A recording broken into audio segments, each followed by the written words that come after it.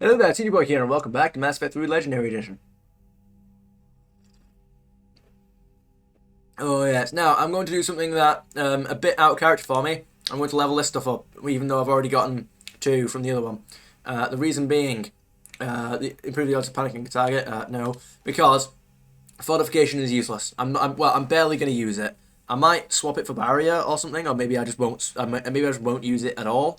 Because I tend to use the buttons that I've got assigned to shortcuts, nothing else. So, yeah, that'd be nice. Health and armor damage bonuses by 4%. Are you taking a mick?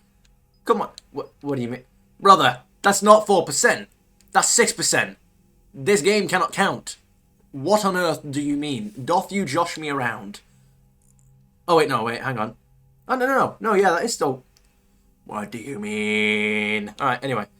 Then you've got this. That goes from 21%.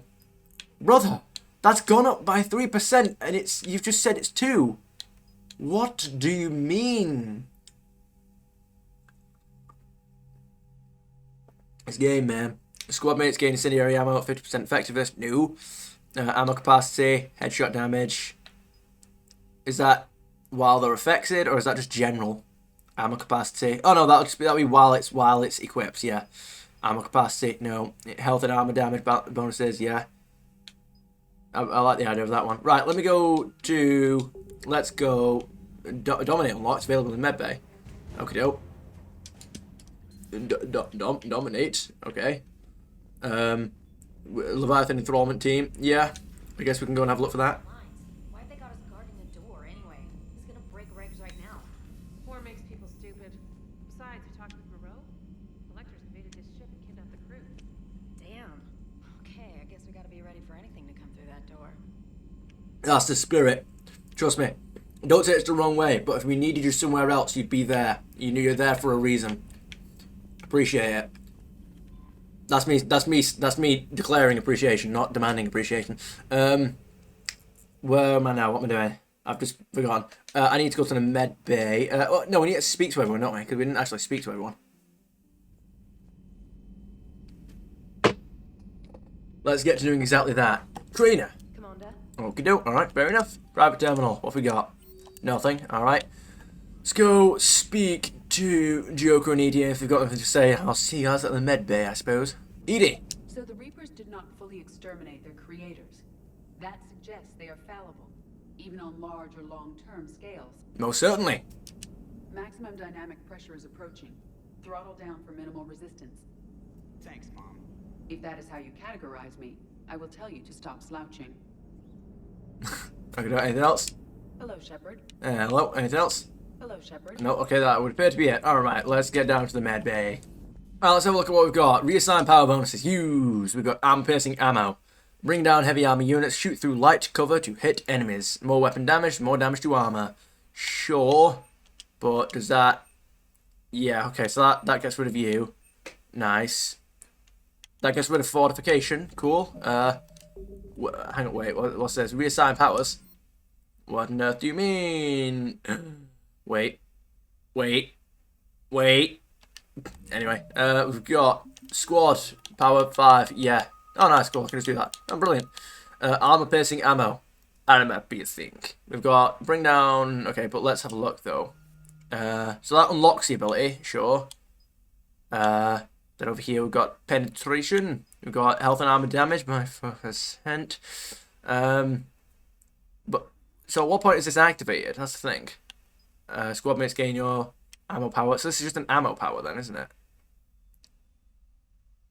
Okay, but is it better or worse than incendiary ammo? That's what I don't know.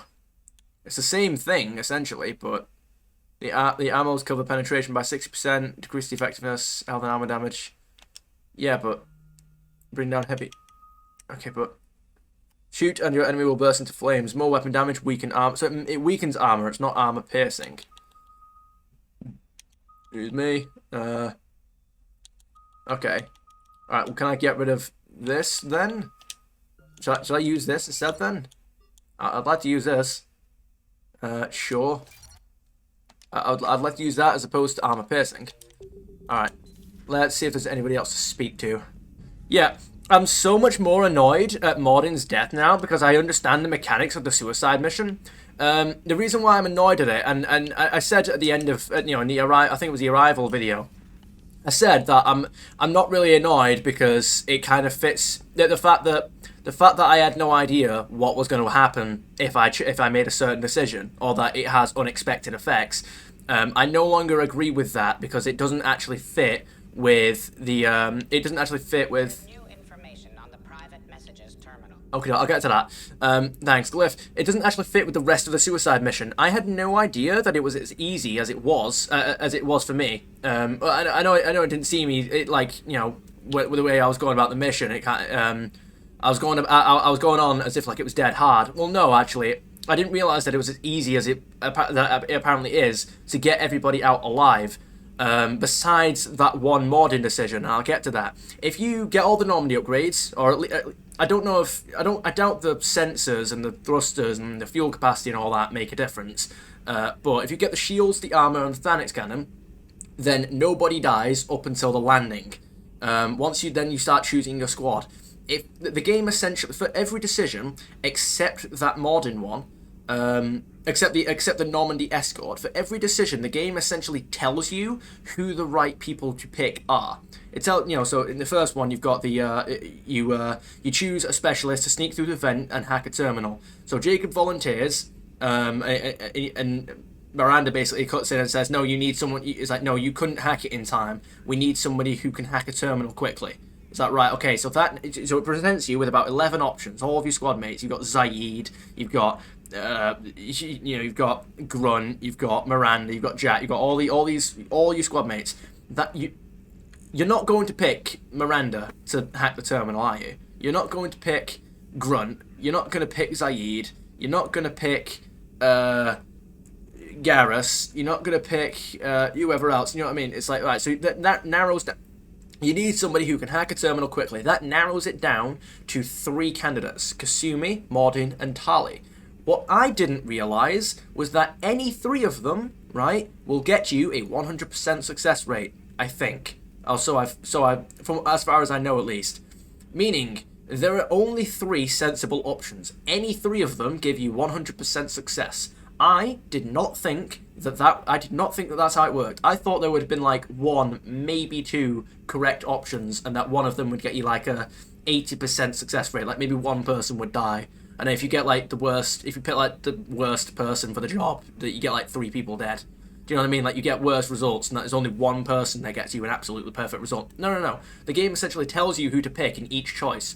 When it comes to the team that leads the diversion team, Miranda says, you need somebody who can lead a team. You need somebody with experience leading a team. There are only 2 people on your team who there is 1 person that you know has experience leading a team. Miranda essentially tells you that she's the second person. So he says experience leading a team. The first choice for me was Garrus. We know he's led an elite team before. He did that for 2 years while we were dead. He was one of the only people that kept up the fight when we were dead.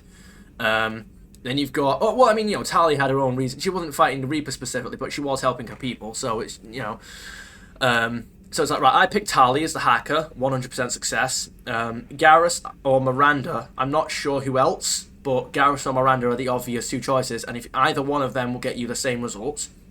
Then you've got you've got essentially the same choice again later in the mission. You either pick a diversion team, because your team splits up again. You've got a diversion team that can either be led by Miranda or Garrus. Again, no matter what, you get the same result. We proved that because I had Garrus on my team and Miranda leading the other team.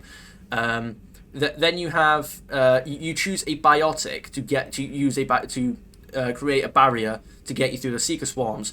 The game literally only presents you 4 options. As far as I can tell, 3 out of 4 of those options, 2 of which the game tells you to pick, right? 3 out of 4 of those options get you 100% success rate. The game tells you to pick from 2 people, Miranda or Samara. I picked Jack and got the correct. There are only 4 options: Samara, Miranda, Jack, and Jacob. You are not going to pick Jacob if you have been paying attention up until this point. Jacob's good and all. He is a biotic. but he's the worst. No offense to the guy, he's the worst biotic of the 4 because Miranda is genetically created, not born, genetically created to be perfect. Jack was experimented on, Jack was experimented on and tortured as a child to become the human biotic super soldier, the strongest human biotic ever. Samara is a Justicar.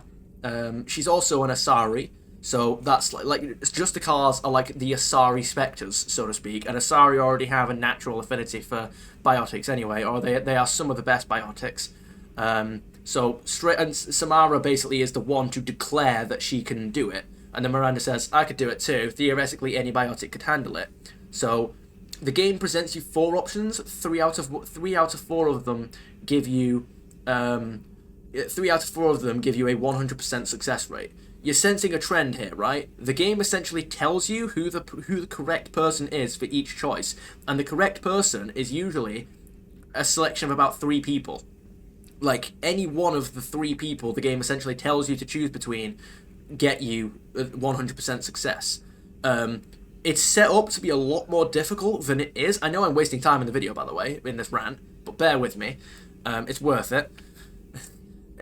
But then with the Mordin one, what the game doesn't tell you, and it in fact misleads you, is so you've got to escort a group of unarmed individuals to the Normandy. They do not have weapons. They are not trained for combat. They've just gone out of stasis and likely can barely stand up. I made that last part up, but I think it's pretty believable. It's a safe assumption. The game essentially tells you, they specifically say, "What about us, Commander? We are in no shape to fight." And so you have to choose somebody to escort them back to the Normandy. What the game doesn't tell you is that whoever you send back to the Normandy is not coming back. All you needed for that decision is to just have one character say something to the effect of, getting them back to the Normandy should be simple enough, but getting back will be way too dangerous. Getting back will be way too dangerous. This should be a one-way trip or something like that. Or maybe skip the one-way trip part. That's a bit too handholdy. But as long as you've indicated to the player that you don't need to send somebody who with a big gun, like Grunt, for example, then that's enough of an indication. Because the game essentially indicates to you that you need somebody who can fight for 4 people, because he's escorting 4 people who cannot fight and are completely unarmed. I'm not going to send... you can send literally anybody, as long as they are loyal, as long as you have the loyalty missions completed, you can send literally anybody in that escort and you have no casualties. At what point in the suicide mission, where the whole point of it is that for many people it is a one-way trip that they will not be coming back from, at what point was I ever supposed to assume that whoever I pick for this mission, whoever I pick for this specific task, is going to be guaranteed to survive, no matter what? That is a very unrealistic assumption to make. But yeah, so the only thing that I had to do to get Mordin alive out on that segment was to just pick Mordin. If I just picked Mordin for that, the game essentially tells you to pick a big gun, but what you're actually supposed to do for that section is to pick somebody who's weak. Like Mordin, not as like a jab to the guy, but it's like you're essentially picking somebody who is easily killed. So you're picking somebody to get out of the mission, to save. You're striking somebody off the team. You're saving somebody. The game doesn't tell you that. Like, that's very important. That is a decision-making difference. Like, that completely reframes your decision-making for that scene. Instead of telling me that I should be sent... Well, it doesn't specifically tell you to pick Grunt. Yes, I'm aware of that. But instead of telling me these people can't fight, send somebody to escort them back to the Normandy, I'm not going to pick somebody who is easily killed. Like, I'm not going to send the guy with a pistol with pretty much no armor, who's a good tech expert. I'm not going to send... Because what's he gonna do as a tech expert? he can't hack the collectors. He can throw incendiary grenades at them. He has a pistol. Like, he is not, you would not assume that he is equipped for that mission. As far as you can tell, why would I ever assume that they would not encounter any collectors on the way to the Normandy? I'm going to have to, like, the game indicates to you that you need to pick somebody who can handle themselves and others in a fight. Why would I pick Mordin?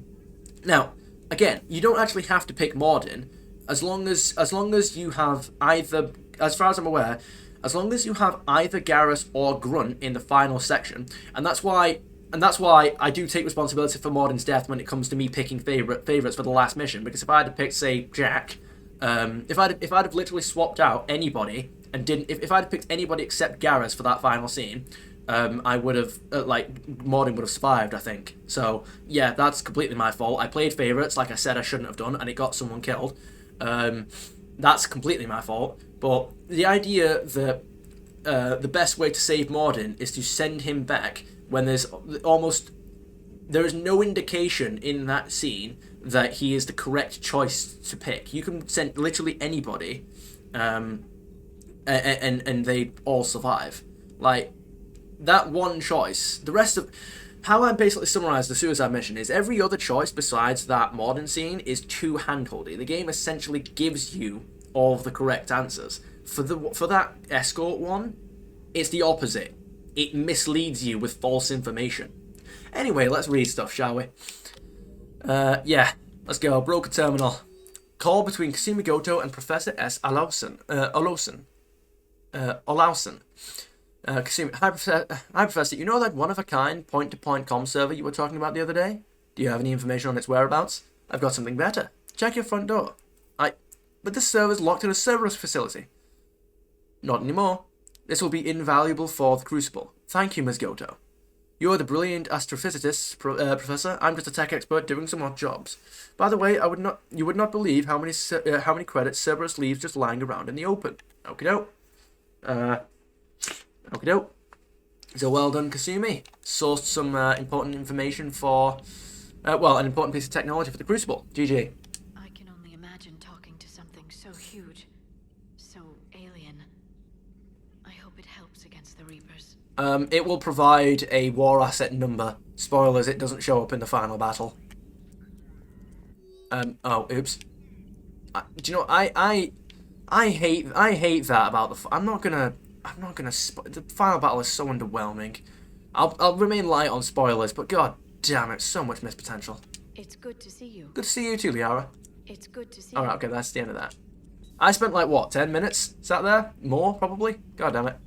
Sir Garrus! Shepard, I looked over your mission report. Gotta say, it feels like we've been after these Reapers forever. From Sovereign to Leviathan, they've been a pain in the ass the whole time. But at least we're starting to see the big picture. Never really thought we'd get any answers. Doesn't change much, but it does make this war feel a whole lot bigger. Oh, most certainly. Yeah, I'm a bit mixed on the idea of giving the Reapers a backstory. Like, the whole point of them was that we would never know. But, oh well. Maybe later. Maybe later.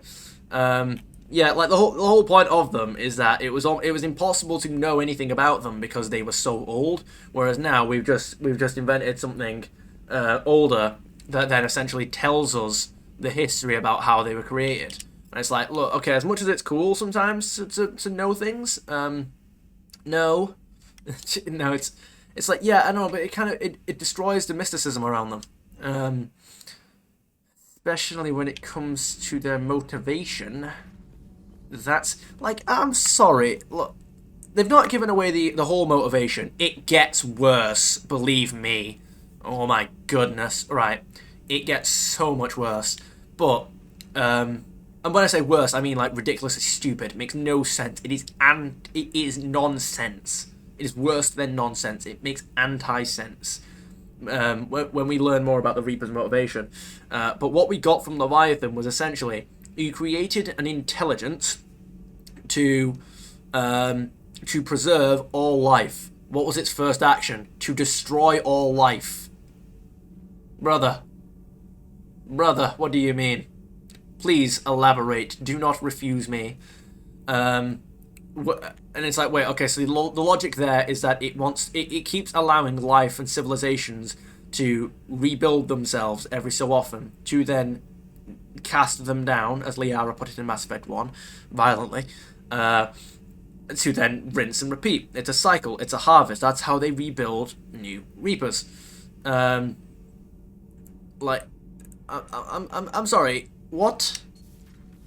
This is why it's sometimes better to just leave things as a mystery. Javik. I have studied your human religions, Commander. Your devil and his fall. Leviathan and its kind deserve the same fate. They once unleashed a plague that has haunted all of our history to this day. I say their own hell is the abyss you found them in. One I hope they never escape from. I wouldn't go that far, Chief. It seems you believed Protheans built the mass relays. The Reapers are cunning in their deception, allowing life to flourish, century upon century, letting us believe ourselves the masters of the cosmos. Then the truth becomes known. There are monsters in the dark spaces, and we are their prey. Yes. Who did you think built the relays, actually? That's a good question. Your Liara Asari asks many questions. You would think she'd never seen a Prothean before. She hasn't. What kind of statement is that? Of course she hasn't seen a Prothean. Your species died, you fool. Of course she hasn't seen a Prothean. Commander. What kind of statement was that? Unless that was an attempt at a joke, but I mean, his inflections didn't really betray it, did it? Oh well. So, Gabby, have you seen Edie's new body?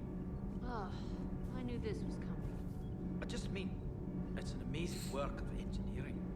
Elastic titanium silicon polymers, ultra-light harmonic phased power cells. And if she ever accidentally walks into a wall, there's just so much padding. I knew it. Donnelly! The VA couplings you got us are still holding up. Of course they are. Alright. All propulsion systems are running optimal. Okay, alright.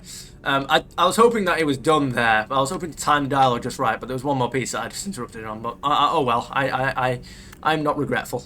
Commander. Alright. Right. Okay, cool. So there's nothing else to do here. Anybody in here? Starboard cargo? How are you doing, Diana? Cerberus stealthily strikes star system shield. No, glad I read that one out loud. Are you alright? Do we need to talk, Commander? No. Carry on. Not right now, Allers. Let me know when we do. Okay, is there any dialogue or anything that I need to do there? This could very well be a bit of a galaxy map video. We'll see what happens there. Let's go to the Shuttle Bay and speak to Cortez. You alright, Chief? Can't say I was happy sending you down in that submersible by yourself. Oh, we're fine. Don't worry about you. Take on ancient aliens from the deep? Sure, no problem. Oh yeah. Good to see you, Commander. Good to see you too, Cortez. See you. Alright, let's go speak to Jacob O'Neill. Jacob O'Neill, what's up? With the Leviathan on our side, maybe we pull this thing off after all. Maybe, James. Maybe. Still around to see her dad's work finally pay off. Oh yeah, that'll be a good one. Hey. Hey. Hey. Hey. Can I speak to you guys? Nope. Okay, nope. K9. K9. Can I do anything with you? Is there... May I ask what the point is of you? I know that, like, we were given you by, I think, a woman who gave us an email who said, can you please take care of this? But we don't take care of it or anything. It just wanders about. Like, I don't know, maybe it would be interesting if... Maybe there was, like, a character that stands here or something like that that keeps requesting the parts for it or something like that. That'd be interesting, but... Well, I mean, you could have, you know, some dialogue and some jokes around that. But you don't, so... It just kind of wanders around. You don't get any upgrades for it. There's nobody... It just wanders around. Like, it doesn't even do anything cute or anything funny. It literally just wanders about. It's like, well, at least a fish require constant attention, you know? There's at least humor in that. Anyway, we've read everything here. We've got 100% war assets. It's time for us to depart. We do have the... Okay, good. We do have the fuel for that. Right, let's have a look about, shall we? I feel like we should probably start off going to the Shrike Abyssal. See if we can't get a piece of information from there. Let's go up the Shrike Abyssal. Yeah, mate. Away we go! Oh yes, of course. The mass relays created by the Reapers are our greatest weapon. That must be a punch to the proverbial gut. Zada Ban. We are in Zetar. Zada Ban is a large, dense planet named for a Volus god of punishment. Its crust is rich in uranium, eroded by winds to create large radioactive dust storms across its surface. The Volus of Talisphere have explored the planet thoroughly with space probes and telepresent robo-mining machines, and discovered they are not the first to exploit the planet. Plastics from a mining station approximately 50,000 years old can be found near the planet's equator. Curiously, the mines nearby were not tapped out of uranium ore. They were instead abandoned at the height of their operation. Colony founded in 2154. Population is 22,500 in orbital stations, and capital is Non. Largest station is Dolo Station. Orbital distance is 0.7 AU. Orbital period is 0.9 Earth years. Radius is 7,594 kilometers. Day length is 70 Earth hours. Atmospheric pressure is 0 Earth atmospheres. Surface temperature is 94 degrees Celsius and surface gravity is 1.5 G. Alright, very well. We have Afras. What have we got here? A unique discovery. Afras is a heavenly twin, a planet in a star system that has not one but two worlds of sufficient mass to retain a nitrogen-oxygen atmosphere within the habitable life zone of its parent star. Fossil evidence shows abundant vertebrates and evidence of a sapient terrestrial avian species in its Bronze Age. However, the only trace of contemporary life on the planet is that of single-celled organisms in its seas. All else has suffered from an extinction event, a series of massive impacts that vaporized vast quantities of water and lofted dust into its atmosphere. Early theories that this event was a collision with a fragmenting asteroid have now been discounted. The impact craters were aimed directly at habitation centers, so we have found the remains of a civilization that was bombarded by the Reapers. Orbital distance is 1.4 AU. Orbital period is 2 Earth years. Radius is 4,530 kilometers. Day length is 31.3 Earth hours. Atmospheric pressure is 2.32 Earth atmospheres. Surface temperature is 33 degrees Celsius and surface gravity is 0.7 G. Brilliant. Off we go. And what I will just say quickly, in terms of how I think the suicide mission choices should have been affected, I think whether or not I don't think that picking one person for a task. I'll use the biotic one as an example here. I don't think that choosing one person for a task should be enough to net you 100%. I think part of the challenge of getting everybody out alive should be who is in your squad at the same time. So, for example, let's say we choose one of the 3 biotics for the biotic barrier segment, and then there's a scene where for example, do you know where Jack got dead tired towards the end? I think that as much as I don't want to see Garrus die, and he was one of the last people to get through the door, I think that if we had 2 biotics in our squad, so we had Jack, and then we had our 2 squad mates, let's say one of them was Samara, that would have, then, I don't know, Jack would have gotten dead tired near the end, and then Samara would have covered the final retreat. I think if you only had the one biotic in your squad, that maybe one person would have died. It's just tiny little details that you've got to account for, that you've got to expect that not to bank the survival of a mission on one person who's good at it. You know, it's like, I think that it should have been one of those things where you should try and plan to have a backup in case one person can't quite cut it. I think that should have been something that the choices took into account, not who you're sending back to the ship, but we don't tell you that you're sending someone back to the ship. We tell you that you're escorting an unarmed crew through hostile territory, the most dangerous mission anyone's ever been on, but we won't tell you that this person isn't coming back from the ship. And everything that I went through with that. We have Tossal Nim. The sister tragedy to the extinction event on Afras, Tossal Nim was the rarest of jewels, a second garden planet within the same life zone as Afras. Not as old as its sister planet, its fossil evidence indicates it was home to abundant invertebrate sea life. However, similar craters to those on Afras created a dust shroud that killed 99% of biota on the planet. The even spacing of the craters indicates a coordinated, simultaneous attack from points around the globe, rather than an asteroid collision or supervolcanic scenario. Orbital distance is 2.1 AU. Orbital period is 3 Earth years. Radius is 6,930 kilometers. Day length is 19.8 Earth hours. Atmospheric pressure is 1.86 Earth atmospheres. Surface temperature is 18 degrees Celsius, and surface gravity is 1.3 G. And over here, we are wasting a lot of time, is another red gas giant, Vem Oscar. A Jovian gas giant, Vem Oscar, Weeping Witness in Hyperion Volus, is a low-density hydrogen-helium planet with 35 moons. Later this year, 33 of the moons will be visible from the planet's surface in a conjunction, an event that will be recorded by space probes from all over the galaxy. Orbital distance is 4.6 AU. Orbital period is 9.9 Earth years. Radius is 64,826 kilometers, and day length is 11.9 Earth hours. Brilliant! Boom. Bing. Alright, nice, we got you. I don't care. I don't care about any of you. Alright, nice. Boom. Scan. Just try and catch me. Alright. Alright, let's see what we've got. Boom. Let's have a go. What have we got? A salvage, credits recovered. Alright, nice. Don't mind if I do. Off we go. I do not have fuel. Just realised that. Oh my goodness. Uh-oh. 500.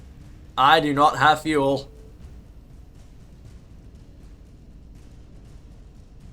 Oh! Okay.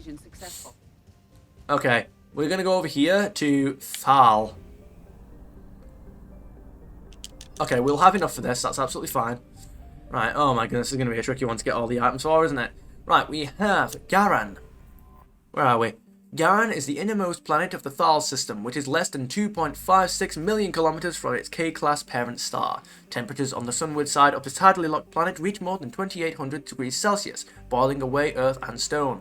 These gases are then carried away by wind from the hottest point to the zone where temperatures are cool enough for the gaseous mixture to recondense, leading to the unusual weather phenomenon of rain of rocks. Garan remains largely unexploited by commercial interests, as the heat of the star tends to ward off all but well-funded collection ships, like the so-called Inferno class, that mine EZO near energetic stars. Garan does not appear to have EZO, and its other elements are not worth the setup cost. Orbital distance is 0.0172 AU, orbital period is 17.52 Earth hours, atmospheric pressure is 11,703 kilometers, day length is 17.52 Earth hours, atmospheric... Oh, right. Oh, it's got the same orbital period as day length. Okay, day length is 17.52 Earth hours. Atmospheric pressure is 0.67 Earth atmospheres. Surface temperature is 1,284 degrees Celsius, and global average surface gravity. Surface temperature is 1,284 degrees Celsius, which is a global average, and surface gravity is 1.56 G. All right, and over here we have Serete. A large terrestrial, Serete's methane-rich atmosphere might be mistaken for that of a true hothouse planet. However, some terraforming corporations have targeted it for development, since Serete has already given rise to some cyanobacteria in the liquid water that can be found near its poles. There is some evidence that the planet has been fluctuating between methane-heavy and oxygen-heavy atmospheres for several million years, each cycle dependent on the nutrients in the ocean that led to bacterial growth or crashes. Excuse me. Star charts catalogue several scientific stations studying Serete, but all appear to have been destroyed by the Reapers. Orbital distance is 0.85 AU. Orbital period is 0.87 Earth years. Radius is 10,413 kilometers. Day length is 65 Earth hours. Atmospheric pressure is 5.18 Earth atmospheres. Surface temperature is 94 degrees Celsius, and surface gravity is 1.82 G. Alright, and over here we've got Altakiril. Altakiril is a garden world on the outer edge of its star's habitable zone. The planet is largely frozen, yet it features native dextro-amino acid-based life in its lower latitudes. These species evolved to withstand periodic freezing and compensate for the cold with spectacular population explosions during the long, mild summers. Hardy independent-minded Turians colonized the planet. The Quarians briefly considered contesting them, but were daunted by the virulence of the planet's infectious life during the growing season, not to mention the colonists who had ties to warlords elsewhere in the Strike Abyssal. Altakiril's citizens were wiped out by Reaper bombardments, despite the planet having a reasonably high population, which would usually make it a candidate for harvesting. Allied intelligence suggests that the colonists kept anti-space defense weaponry in population centers, so the Reapers limited their risk by destroying the threat and moving on. Very well. Sounds like me and Stellaris. Oh yes. Colony founded 2021 CE. Population 13.5 million. All population estimates are pre-invasion. Capital is Estivus, Iraq. Orbital distance is 1.6 AU. Orbital period is 2.3 Earth years. Radius is 4,145 degrees Celsius, and day length. Radius is. Where did I get Celsius from? Radius is 4,145 kilometers. All day length is 19.2 Earth hours. Atmospheric pressure is 1.19 Earth atmospheres. Surface temperature is minus 24 degrees Celsius, and there's no gravity apparently. Excuse me. So that's interesting. Anti-space defense weaponry that affects Reapers. That is considered a big enough threat to the Reapers that they just destroy. They just bombed it from space. Okie the Reapers, as we have proven before, and as they continue to prove to us themselves, are most certainly not invincible. And we're going to prove it to them, to their face, in glorious fashion, yet again. Tyrix. Okie Tyrix, one of the largest objects in Thal's asteroid belt, is a metallic asteroid with an iron-nickel core under a rocky olivine mantle. It is possibly a remnant protoplanet prevented from forming into anything bigger by gravitational disturbances from Xerxio. Orbital distance is 3.3 AU. Orbital period is 6.7 Earth years. Radius is 808 kilometers. Day length is 5.21 Earth hours. Atmospheric pressure is trace. Surface temperature is minus 140 degrees Celsius, and surface gravity is 0.015 G. Very well, I assume. Signal confirmed. Okay, alright, I figured that there'd be something here, and the Reapers have no interest. Vorcha Labor Team! Oh my goodness. Sounds like a plan. Alright, so I assume there's nothing here? No? Okay, if you say so. Xerxio. A hydrogen-helium gas giant, Xerxio's many moons were developed along with the colonization of Alta Kirill. It is believed that the majority of them were military in nature, a common theme among Turian colonies. Specifics are few. Alta Kirill's government kept its records classified, and the Reapers have systematically destroyed the installations here. Orbital distance is 5.4 AU. Orbital period is 18.1 Earth years. Radius is 74,616 kilometers, and day length is 16.4 Earth hours. Okie and it looks to me like we have something up here. It would appear. No. Okay. All right. Well, this place looks like it will take a bit of a while. The Reapers do not seem to be present in this area, which is good for us, I suppose. All right. I'm just gonna keep a lookout for any planets that might be chilling. Come on. Really? Really? There's nothing in that asteroid belt. You sure? Okay, if you're sure, if you say so. Aha, there we go. Fuel. I kind of be needing some fuel, Chief. There we go. That's more like it. Hell yeah. So over here we've got Kiesel. It would be. Yep. Let's have a look. What we're looking at. We should be able to make out a full trip around the place doing this. Alright. Good stuff. Let's make a start. We have Nazgral. Nazgral is a small, hot, tidally locked inner planet that had modest mineral development on its dark side. Within a generation of the Vulture's first contact with spacefaring species, robo mining interests attempted to exploit it only to find their trading partners violently overthrown on a regular basis. The Vulture's own culture disenfranchised them in Nazgral's case, as their legal claims to the planet were inevitably backed up by violence as a show of dominance. This nuance was lost on the mining corporations, who hired mercenaries to guard their operations with lethal force and never surrendered it to Vulture claimants. The Reapers sent a small force to destroy Nazgral's orbital stations and surface facilities. There is no indication that there are any survivors.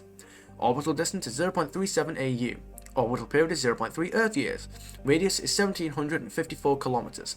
Day length is 0.3 Earth years. Atmospheric pressure is trace. Surface temperature is 156 degrees Celsius and surface gravity is 0.41 G. Well, this shall be the cycle that the Reapers end, and they will know it before it happens.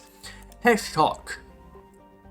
A Systems Alliance official once summarized his tour of the Vulture homeworld as follows. You can make your own Heshtok in 2 steps. Take Hell, then add Vulture. The planet is highly volcanically active, leading to periodic releases of toxic gases into the air and water supplies, as well as other extreme situations that gave rise to the Vulture's legendary adaptability. Overcrowding and the extermination of most of their ecology led to a planet covered in weeds and hardy vermin. The Vulture do not have a recognized single government that would allow their membership in any galactic league. Alliances between bloodlines are tenuous at best, and the Vulture's short, violent lives ensure there are few lasting institutions. The Reaper invasion of Heshtok encountered little formal military resistance, but the harvesting process is slow. Destroying neighboring cities fails to intimidate Vulture, who become submissive only if physically dominated in person. Cutting off their water supply simply makes them adapt their bodies to get moisture from food. So why would they evolve to take water then? Okay. Allied intelligence hypothesizes that Reaper forces are not harvesting yet, instead seeking to immobilize Heshtok's population and prevent them from joining the fight for the galaxy at large. Well, we shall be changing that one. Population, lack of census data, Sped's estimates from 6 to 9.3 billion pre-invasion. Capital, Hatash, disputed. Orbital distance is 0.75 AU. Orbital period is 0.72 Earth years. Radius is 3,902 kilometers. Day length is 44.9 Earth hours. Atmospheric pressure is 0.27 Earth atmospheres. Surface temperature is 32 degrees Celsius, and surface gravity is 0.695 G. Well, it is as I said to Sovereign, that the galaxy will indeed be united, and he will be too dead to see it happen. However, the Reapers do indeed care about galactic unity. That is their primary concern. Otherwise, why would they bother trying to keep everybody segregated? They would not care about keeping the Vulture out of the fight if they did not believe that it bolstered our chances significantly. The Reapers are destructible, and they know it. Parask. We need not prove it to them again, because there is no delusion amongst them about their vulnerability. Parask. A lifeless desert, Parask was colonized soon after first contact with the Vulture. Several Asari mining corporations, working with a Sayari-based charity called Mind and Hand, built settlements on the planet's surface and orbital stations. Adopting Vulture orphans from Heshtok, they raised them to live non-violent lives and employed them in the mining industry.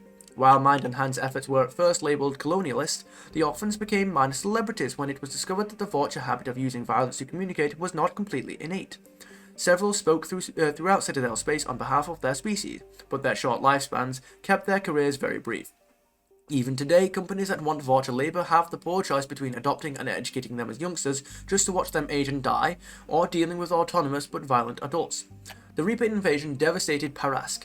Its industrial capacity was ruthlessly targeted, and the Vulture mining communities were exterminated. The only silver lining is that the Death Seer have created martyrs, inspiring other alien-raised Vulture to fight for their galaxy. Okie doke. Of course they have. Orbital distance is 1.7 AU. Orbital period is 2.5 Earth years. Radius is 2,283 kilometers. Day length is 49.1 Earth hours. Atmospheric pressure is trace. Surface temperature is minus 85 degrees Celsius, and surface gravity is 0.32 G. Alright, we've got 2 more planets left, but yet again, why would the Reapers focus on destroying things like infrastructure, ezo sources, and fuel sources if a fleet's capacity to traverse around the galaxy meant nothing to them? It of course does, because they can take losses, they will take losses, and they're going to lose. Lirat. Lirat. The hydrogen-helium gas giant Lirat was the site of a brief and decisive battle between Vulture and Reaper forces. It was impolitically characterized on the news vids as millennia-old death machines versus a gang of teenagers, a reference to the Vulture's brief lifespans and inexperience. That's rude. In reality, many of the ships were commanded by other species to avoid this shortcoming, but the insult still sticks. The defenders outnumbered the Reapers, but their force was comprised of light ships suitable to a militia, since never before had it been in anyone's best interest to allow Vulture to build a dreadnought.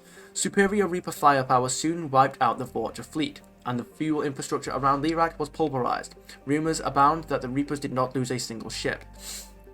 Orbital distance 3.5 AU. Orbital period is 7.3 Earth years. Radius is 72,280 kilometers, and day length is 11.9 Earth hours. Well, next time, Vulture, do not launch an attack by yourselves. Join up with us, and the Reapers will be losing a lot more than one ship.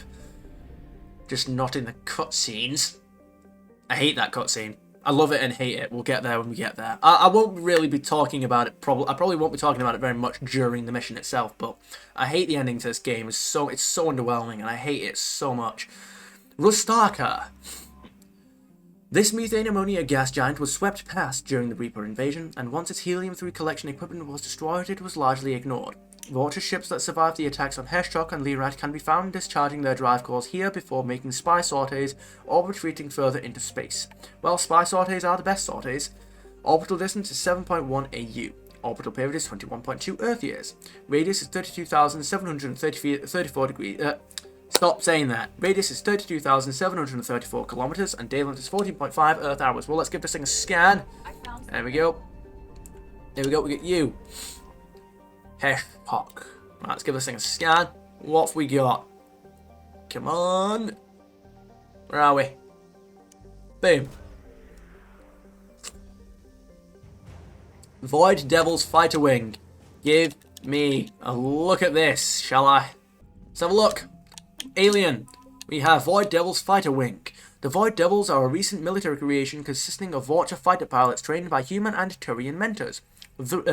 Though uniformly young by other species standards, the Devils have laser-like focus on the task of taking out enemy ships. Courageous in the extreme, they are also notably disciplined for Vulture. During the invasion of their homeworld, the Devils fought hard but ultimately obeyed the order to retreat while the wing was still intact, leaving them alive but burning for revenge. Revenge that they will not obtain because they are not in the cutscene. Vulture Labour Team. I'm going to shut up about that because as much as have we seen that guy in Mass Effect 2? I feel like we have. As much as it's true, and I hate it for these reasons, I'm going to stop spoiling the ending. Vulture Labour Team. These socialized Vulture were a maintenance and calibration crew on a small scientific outpost orbiting Tyrix. Such skilled labor is rare among Vulture but not unheard of, since Vulture trained by other species for precision tasks develop finely tuned nerves and senses. Additionally, this crew can heal cellular damage caused by radiation exposure, which is useful since the Crucible is being built where no planet's magnetosphere protects it and extravehicular activity on its hull is often required. Very well, and that's it, that's everything. Let's go back to the galaxy map. Right, we need fuel. Give me fuel. What have we got? We have 350 units of fuel. Oh my goodness, what on earth do you mean? 1,000. We're fully stocked up. We weren't even that far from... I don't even think any was really wasted there. Probably like 20 fuel. Ras. Let's go up here. We still have to get that, yeah, alright. We still have to get that, what is it? A relic or something for that Volus guy? We have Bovis Tor. Named the Shining Sea in an old Volus language, Bovis Tor is so named for its boiling surface rich in glowing hot alumina, flecked with dark ridges of carbon. Its glowing hot alumina flecked with dark ridges of carbon. Its thick atmosphere of nitrogen and oxygen is no indicator of life, since the temperatures are simply too high. Orbital distance is 0.7 AU. Orbital period is 0.6 Earth years. Radius is 7,307 kilometers. Day length is 33.5 Earth hours. Atmospheric pressure is 8.39 Earth atmospheres. Surface temperature is 253 degrees Celsius and surface gravity is 1.6 G. Hell yeah, over here we've got an interesting looking planet, Talisphere. Talisphere is a planet capable of supporting life, if that life happens to breathe ammonia. Discovered by Asari explorers, the planet was used as a bargaining chip by the Citadel Council, who quickly drafted a colonization agreement with its wealthy client race, the Volus. The Council would fund the Volus colonization effort in return for massive trade benefits. With uncharacteristic enthusiasm, an enormous Volus influx ensued, and the Council reaped the economic benefits for a dozen years before the colonization bubble burst. The Reapers found Talisphere easy prey. The independent planet had a defense fleet only sufficient to handle small-scale actions. Its high population and industrial base, once a deterrent to war with other Terminus system worlds, has only served to attract a larger number of Reapers than usual. Colony founded 385 CE. Population is 3.8 billion. Population estimates are pre-invasion. Capital is Usradao. Orbital distance is 1.6 AU. Orbital period is 2 Earth years. Radius is 7,550 kilometers. Day length is 33.8 Earth hours. Atmospheric pressure is 6.15 Earth atmospheres. Surface temperature is minus 25 degrees Celsius. And surface gravity is 1.7 G. Sounds good. Over here we've got this guy, Dos Atab. Excuse me. An ice giant, Dos Atab Skywarden, has a bluish tinge from its hydrogen-methane atmosphere. Its axial tilt causes its seasons to vary wildly in temperature. Orbital distance is 3.1 AU. Orbital period is 5.5 Earth years. Radius is 47,428 kilometers. Stop doing it. And day length is 10.3 Earth hours. Alright, let's give this place a scan. Reapers? Reapers? What do you mean? I want this place. I want this place. Nice. Talisphere. Sure. Give. I do actually want to know what happens right now. What if I just come out of the galaxy map while they're all chasing me? I'm interested. We've got Prothean Obelisk. Cool. Oh, that's exactly the thing that I'm after. Alright. That's cool and all. What if I just go, boom? I can't do it. I can't do it. I can't exit. I can't exit. Boom. Nice. Of course we eluded them. I do want to know what happens next, though. They're all over the place. There it is. There's the fuel. I'm going to go this way. Right, there you go. Right, come on. There it is. There's the fuel. There's the fuel. There's the fuel. There's the fuel. This is not going to work. This is not going to work. This is not going to work.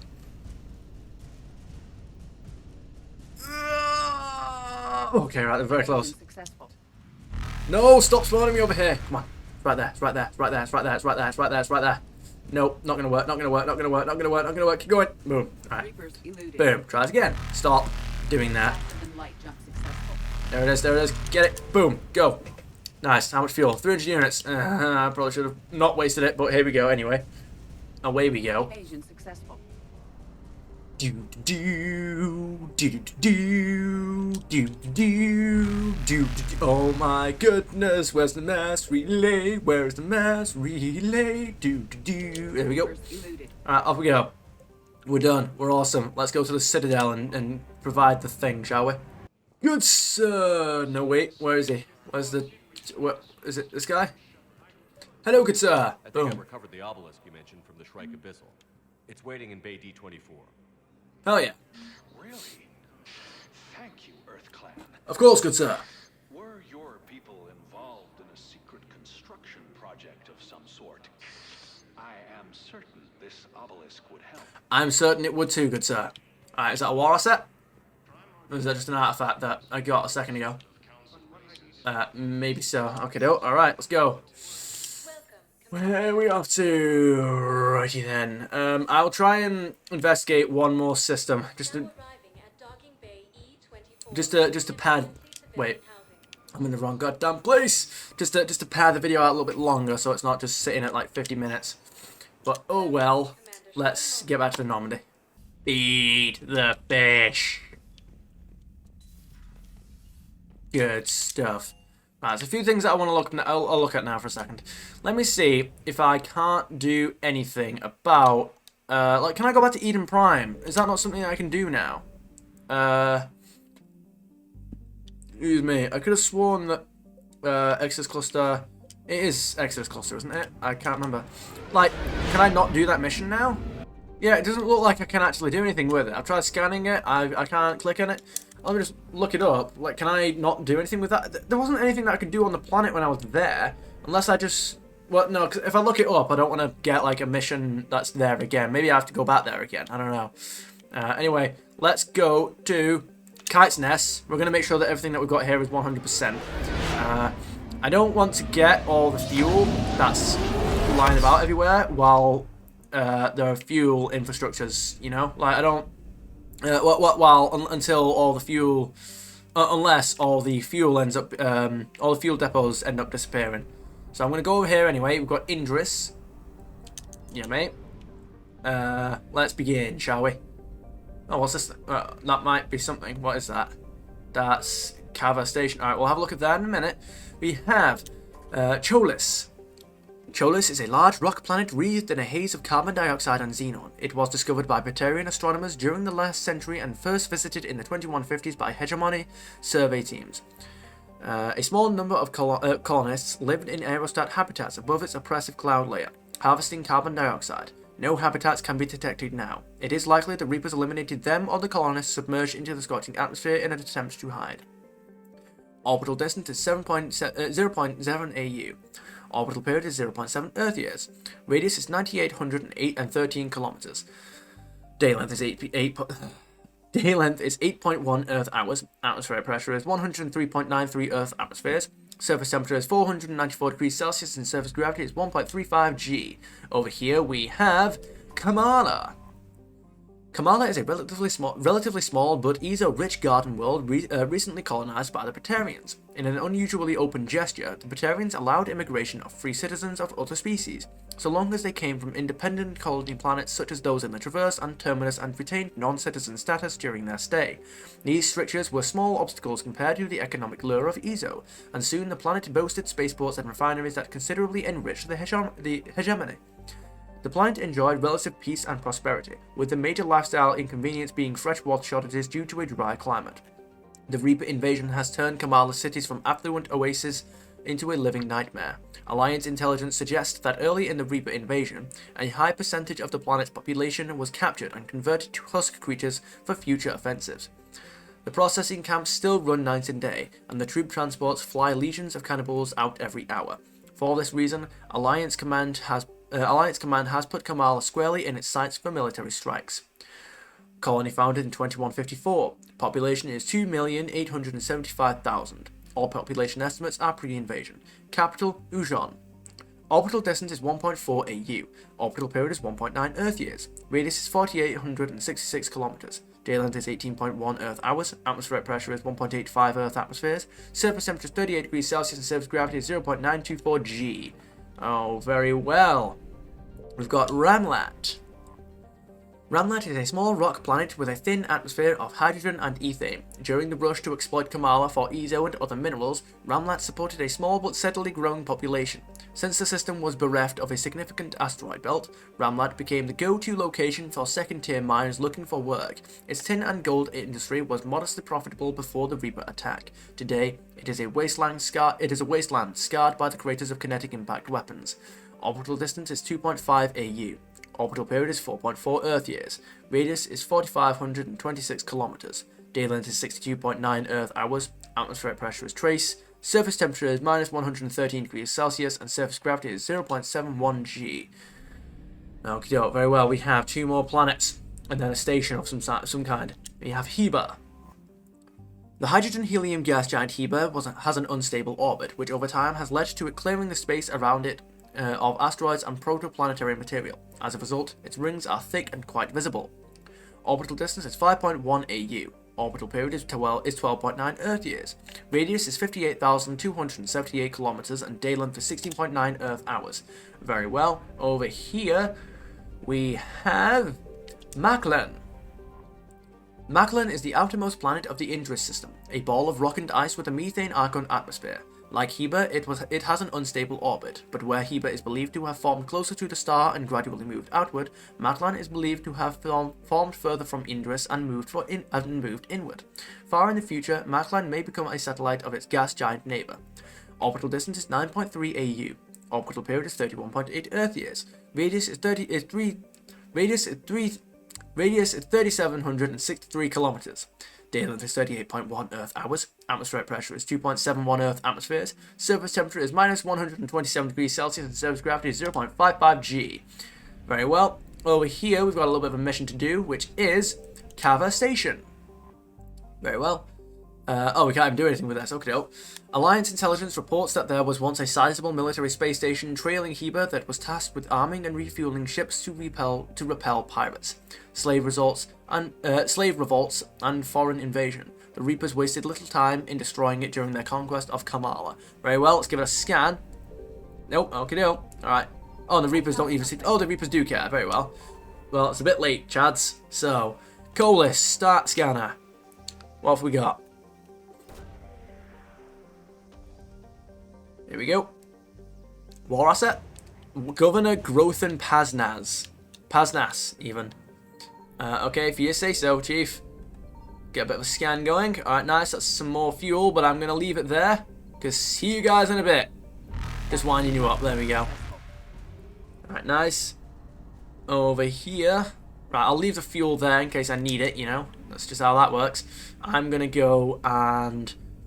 See, I don't know if... I'm going to start with Palavan, because I know that there is one... I know that there's always one at Palavan. It's here, isn't it? This is where the...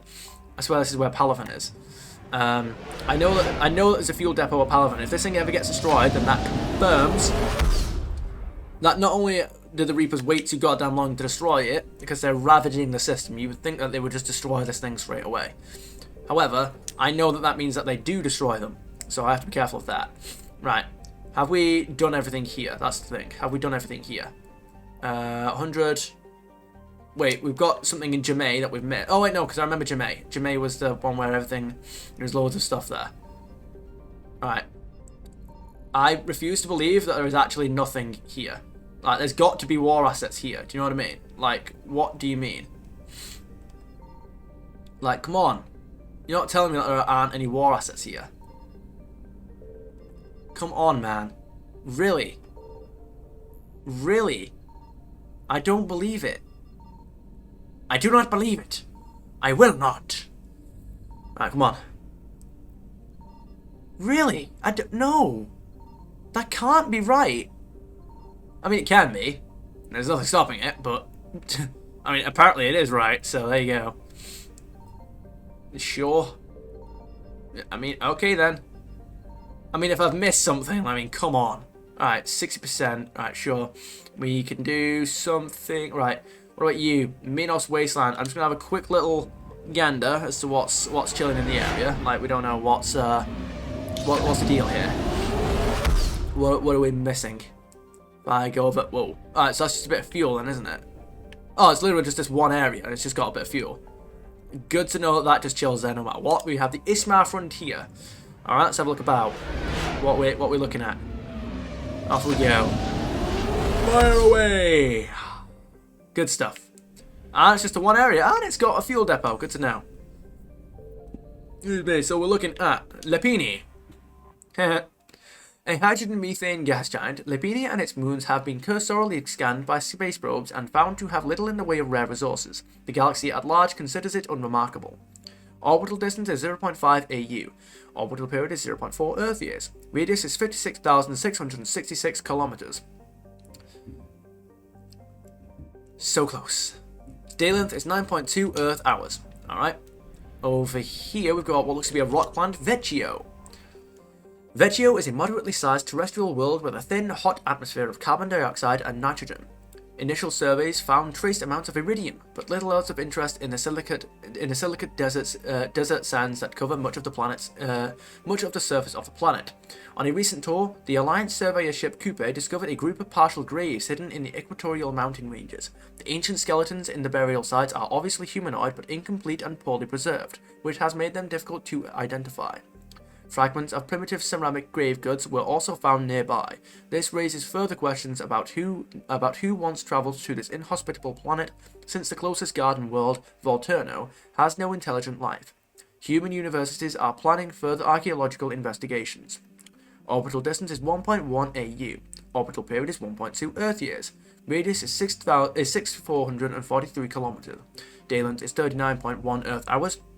Atmospheric pressure is 0.79 Earth atmospheres. Surface temperature is 58 degrees Celsius and surface gravity is 0.82 G. Alright, very well. Over here we have Volturno. A so-called super-Earth, Volturno is home to organic life but is nevertheless uninhabitable for the near future. Currently in an ice age, most of the planet from the latitude of 30 degrees north or south is a frozen wasteland, and so most organic life, limited to algae and lichens, resides near the equator. The strong gravity prevents any sapient species but Elcor from thriving on the planet, and the Elcor cannot breathe the planet's atmosphere, which contains lethal amounts of carbon dioxide in addition to its oxygen. Small packs of fortress squatters are attempting to take the planet for themselves illegally, but most of them live miserable existences in the planet's crushing gravity and die from falls and medical complications. Only terraforming on a massive scale would turn Volturno into a habitable world, and the Elcor lack the political capital with the Citadel Council to begin such an effort. Orbital distance is 2.1 AU. Orbital period is 3 Earth years. Radius is 11,177 kilometers. Day length is 26.8 Earth hours. Atmospheric pressure is 0.83 Earth atmospheres. Surface temperature is minus 10 degrees Celsius and surface gravity is 3.3 G. Alright, 2 planets left, then we can begin the almighty scan. We have Metaponto. A hydrogen-helium gas giant, Metaponto has developed a helium-3 fueling station, funded by Elcor business interests who hope to bring enough attention to the system to attract terraforming investors and thus eventually develop Volturno as a habitable world. Thus far, they have met with little success. Orbital distance is 4.2 AU. Orbital period is 8.6 Earth years. Radius is 70,520 kilometers, and day length is 17.1 Earth hours. Alright, and last but not least, we have in this direction a green gas giant, Polino. A relatively small hydrogen-helium gas giant, Polino remains underdeveloped while its sister planet Metaponto garners all the attention. This was not always the case. In 2180, news stories seeded throughout the extranet claimed that Element Zero was being found on Paulino's moons in record loads. This turned out to be a scam spread by the Duna Werichum Consortium, an Elcor corporation trying to scare up investors. After a small fleet of space probes scouted the area, the hype quickly deflated, and the myth only persists now in unwanted extranet email messages. Orbital distance is 8 AU. Orbital period is 22.7 Earth years. Radius is 37,052 kilometers, and day length is 16.5 Earth hours. Well, let's just double check if it's got any ESO. That would be a no. Alright. Aha! This place has got ESO. Metaponto. What doth thou have for thy? There we go. Boom! Launch probe. Launching probe. Intel, advanced biotic implants. Oh, Intel, nice. We'll go speak to Glyph about that, and that's just 100%. Alright, let me get away with one more, right? Because that's not enough. Crescent Nebula. Come on. We've got this. We're going to get something done here. Make up for the progress of episode 9. God damn it. Alright. Oh, was it episode 8? No, it was episode 9. Right, okay, no. We have over here Berigale. While not a classical hothouse world like Venus, Berigale is scarcely more hospitable. In addition to being closest to the star to sail, its core contains many radioactives and other heavy elements. These increase the heat of the planet and drive volcanism. Berigale's crust is too rigid for plate tectonics to function, and the planet will go through cycles in which the pressure builds to a massive supervolcanic eruption. These spew ejecta over thousands of kilometers, leave caldera 100 kilometers across, and spew enough molten material to repave entire continents. The last such event was 812,000 years ago. The current rate of outgassing from volcanic hotspots suggests another will occur within the next 10 millennia. Orbital distance is 0.6 AU. Orbital period is 0.5 Earth years. Radius is 10,640 kilometers. Day length is 45.7 Earth hours. Atmospheric pressure is 2 Earth atmospheres. Surface temperature is 232 degrees Celsius, and surface gravity is 2.1 G. Very well, second on the list we have Ilium. Ooh. Ilium is a classic garden world. Ilium is a classic garden world, an entrepot between the Terminus systems and the Asari republics. To abet this trade, the normally stringent custom laws of Council Space on product spacey. To abet this trade, the normally stringent custom laws of Council Space on product safety, prescribed materials, and sapient trafficking are relaxed. The world is hot and massive. Ground settlement is only possible at the The world is hot and massive. Ground settlement is only possible at the higher polar latitudes. In more equatorial locations, the population is housed in arcology skyscrapers to escape the heat of the surface. Reaper forces met a surprising amount of resistance at Ilium. Its leaders were paranoid about keeping their fortunes, and were influential in both Terminus and Citadel space. They outfitted their large defense fleet with a high number of fission weapons, and in the brief space battle, used them on the Reaper's fleet troop transports rather than their near-impervious capital ships. As a result, the inevitable ground invasion has been slowed to a crawl, as the Reapers manufacture more troops. Okie doke. Could they not just glass the fleet? It's a fleet. They have capital ships. You wouldn't engage the ships first before throwing your transport fleets at them? You could destroy the fleet while you're here, you know what I mean? While you wait for more While you wait for more troops, you could just glass the fleet, you know? Anyway, colony founded in 1617. Population on the surface is 84,950,000.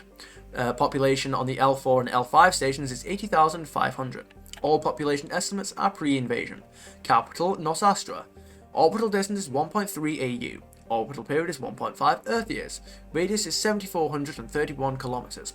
Day length is 25 Earth hours. Atmospheric pressure is 1.15 Earth atmospheres. Surface temperature is 63 degrees Celsius, and surface gravity is 1.2 G. Now, may I ask why we are not equipping many of our fleets with fission weapons if we intend to destroy Reaper forces?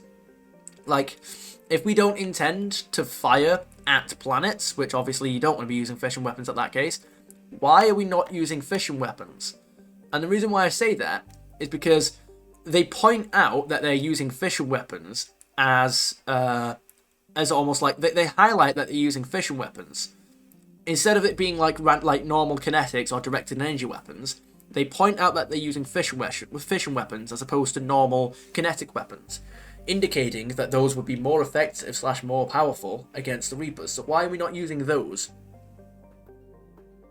Ow. That felt good. Right. Anyway, let's have a look. What have we got over here? We have Panolus. A fairly typical Venusian hothouse, Panolus seems almost tame compared to the violent volcanic outbursts of the inner world Berigale. In contrast, Panolus is nearly inert, with no active volcanoes or violent plate tectonics. The most dramatic event in the last million years was the foundering of the Asari Aerostat research platform, Alviuzik, in 2092, which fell after being hauled by an improbably unlucky meteor.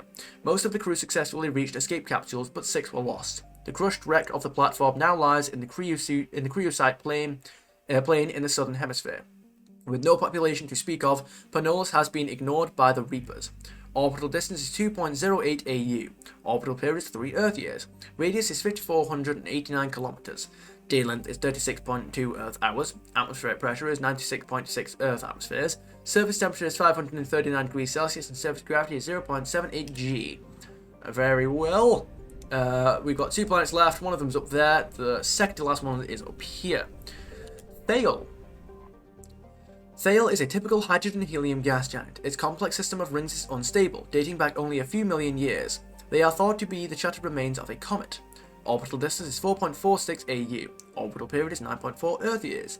Radius is 55,263 kilometers and day length is 15.5 Earth hours. That's all well and good because up here we have a smaller gas giant with no rings, Naxel. Naxel is an ammonia-methane ice giant. Several smaller energy corporations shut out of the big market in the Theia Gateway system were attempting to develop a local helium-3 fuel mining infrastructure to service Ilium. The leading investor was the human corporation Eldfell Ashland Energy. Their efforts were hampered by the extra legal pressure the H3 cartels in the Fire system brought to bear. From simple price undercuts to bureaucratic obstructions, denied permits and constant health and safety inspections. EAE abandoned the facilities before the Reaper invasion and collected no insurance settlements since the Reaper attack fell under wars and acts of God. However, skillful legal wrangling let their losses here leverage their rights to acquire any destroyed Reapers near their facilities, which may turn out to be highly profitable once the proverbial smoke clears. Okie doke. Population is 6,700.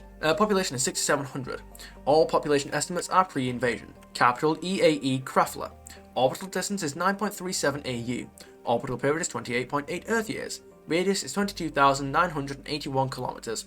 Day length is radius is 22,981 kilometers and day length is 10.1 Earth hours. Very well, let's begin the massive scan, shall we? I found something. There we go. Got some fuel or something. Scan.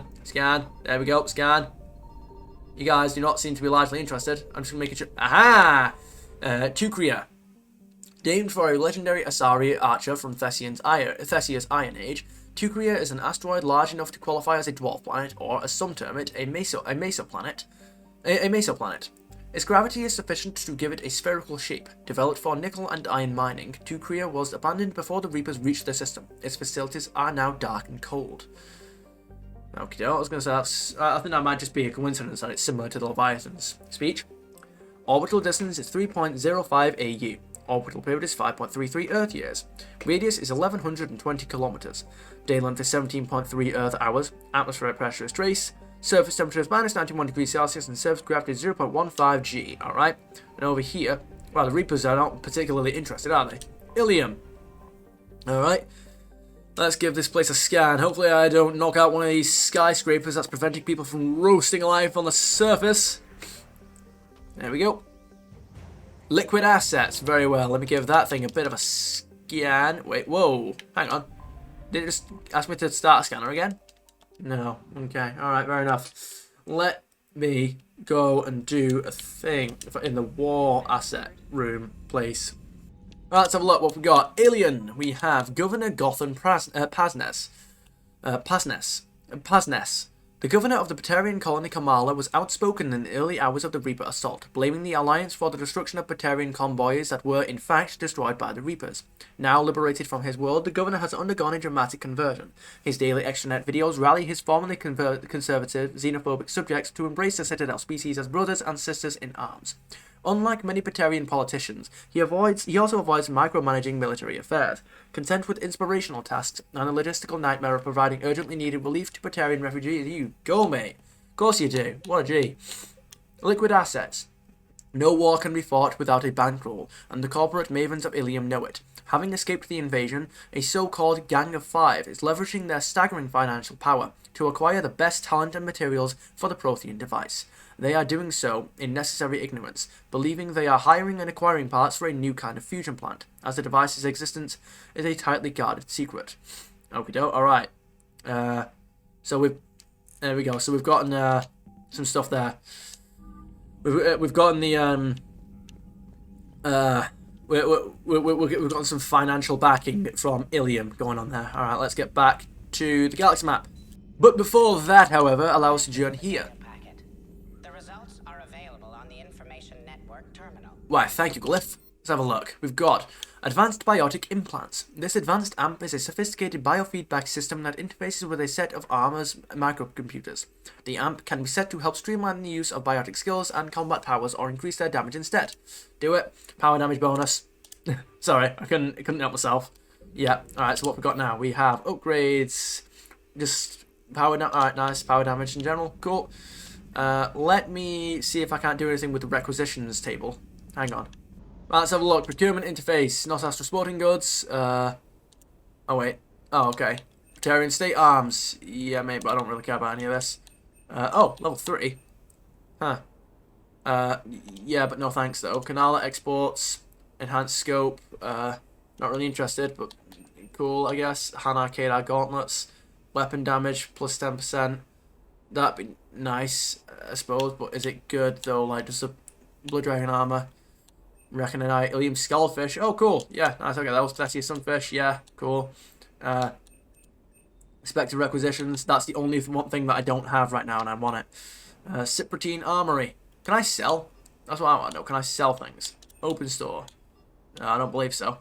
Alright. Anti-material sniper rifle. Ooh, look at that thing. Alright. Sure. Cyprotine Armory. Yeah, but I don't really care about any of that. Spectre. Okay. Elkos Combined Arsenal Supplies. Regar Combined Cerberus Armor. Aquarium VI. Again, no thank you. Right, okay. The reason why I was in here, by the way, because I wanted to see if there was anything that I could, I was wondering if there was sniper rifle. Ooh, I might want that. I don't know. No. SMG stuff. Right. It's because I wanted to know if, because that Turian general, didn't he? Araka, I believe, said he needed to get the, he needed to get the weapons, didn't he? So I was wondering if I could get anything from him here, but no. God damn it. Batarian State Arms. Yeah. Alright, that appears to cover everything in this area, so let's be gone over in this direction. Let's have a look. What have we got? We go to Lushan. Alright, nice. And it barely even takes up any fuel because, of course. Alright, what have we got? We've got a big red giant over here. Jontan. Jontan is a fairly standard close-orbiting Pegasid gas giant, orbiting the star Lusan at high velocity and heated to temperatures of over 1,000 degrees. Analysis of its orbit has revealed a core of heavy elements with a mass double that of the planet's hydrogen-helium atmosphere. The Reapers appear to have ignored Jontan, favoring targets that have some level of habitation. No shit. Orbital distance is 0.2 AU. Orbital period is 25 Earth days. Radius is 67,428 kilometers and day length is 25 Earth days. Oh, no wait, hang on.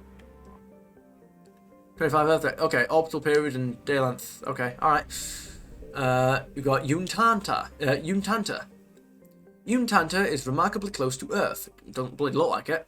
Its orbital distance is similar, and while slightly larger, its reduced density yields similar mass, atmospheric pressure, and gravity. There the similarities end. I thought so. For Lusan is a hot class F star, emitting over 8 times the energy of Sol. Untanta is a parched wasteland, its water long since boiled away into its nitrogen carbon dioxide atmosphere. A handful of mining outposts dot the hellishly hot surface. The crews remain in underground bunkers, sending remotely controlled machines out at night to do surface work and load cargo for shipment. It does not appear the Reapers have struck here yet. Well, good luck doing that after everyone's underground. Population 230. Orbital distance is 1.04 AU. Orbital period is 0.3 Earth years. Radius is 7,740 kilometers. Day length is 24.2 Earth hours. Atmospheric pressure is 0.98 Earth atmospheres. Surface temperature is 450 degrees Celsius and surface gravity is 1 G. Very well. Alright, is there anything in this area? No. Boom. Just a little poke of a scan. Aha! Bayalt. So we've always got to check. Lusan's heat pummels the Nirvana belt, a ring of protoplanetary material relatively close to the star. However, this heat is not enough to instigate true melting as occurs in a planet's formation, so carbonaceous asteroids such as Bayalt retain a primitive makeup. Bayalt has yet to be exploited, so the Reapers appear to have ignored it. Probes suggest it is high in chondrites and troilites. Orbital distance is 1.54 AU. Orbital period is 1.47 AU. I don't think that's not a measurement of time. God damn it. Radius is 222 kilometers.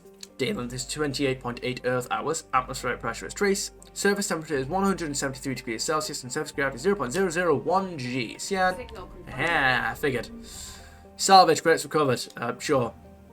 I don't even know how many credits. Just credits. Oh, the Reapers are interested now. Okay. Alright, if you say so, mate. We've got Dorier. Dorier is a large hot world with a poisonous atmosphere of acidic nitrogen oxides. While the planet is too close to Lausanne for this to condense and fall as rain, this makes the environment too hostile for forms of life more sophisticated than bacteria to evolve. Orbital distance is 2.48 AU. Orbital period is 3 Earth years. Radius is 8,700 kilometers. Day length is 63 Earth hours. Atmospheric pressure is 1.17 Earth atmospheres. Surface temperature is 204 degrees Celsius and surface gravity is 1.2 G. Very well, that will get us somewhere. It won't because it's irrelevant, but Tarith. Tarith is broadly Earth-like, with a fatal flaw. It has a relatively high amount of chlorine in its atmosphere. The reason for the greenish haze that becomes apparent when looking at the horizon. Chlorine has become a vital component in Tarith's plant life. As a defense mechanism against native herbivores, many species evolve the ability to release clouds of toxic chlorine when disturbed. This gas is heavier than the atmospheric oxygen and tends to settle in low places. While avoidable, this has placed Tarith near the bottom of the lists for colonization. The Reapers have paid little attention to Tarith, concentrating on planets with high populations. Orbital distance is 7.8 AU. Orbital period is 16.7 Earth years. Radius is 5,677 kilometers. Day length is 27.7 Earth hours. Atmospheric pressure is 0.84 Earth atmospheres. Surface temperature is 21 degrees Celsius and surface gravity is 0.87 G. Very well, over here we have what looks to be a purplish gas giant, which is Zetic. A methane ammonia gas giant, Zetic is best known for the infamous Calthor camp. Established on the ice moon of Gessis, alright. Established on the ice moon of Gessis, Calthor was a Blue Sun's hostile environment training facility, run by a cadre of former Batarian Special Intervention Unit operators. In 2168, a cluster-wide scandal broke out when it was revealed that the mortality rate of recruits sent to the camp might be as high as 18%. Investigation by Asari authorities based on Ilium uncovered graves around the facility containing the remains of several hundred recruits, dating back 2 decades. The camp was immediately closed, and the remains sent back to their worlds of origin. An inquest by the Blue Suns found the Batarians had used harsh training methods, but these were consistent with their own training to join the SIU. The Batarians were exonerated, though Calthor was shut down, and they were reassigned to other units. No criminal charges were filed against the Blue Suns. Council law did not extend to the Crescent Nebula, and the Asari on Ilium found the Blue Suns' self-policing to have met their due diligence requirement for corporate justice. Orbital distance is 15.6 AU. Orbital period is 47.4 Earth years. Radius is 30,054 kilometers, and day length is 13.7 Earth hours. Well, it wouldn't be complete without a bit of a scan, so let's get to it. Right. I've got a bit of fuel, but I don't really care about that, so I suppose we'll live. I think that's about everything in this area. Yeah, let's go over here and fuel up, I suppose. And then, that's about all the time I've got for today. I hope you guys had about as much fun as I did. If there are any games you'd like to see me play, feel free to suggest them down in the comments. And I'll see you guys on the next one. And have a splendid day.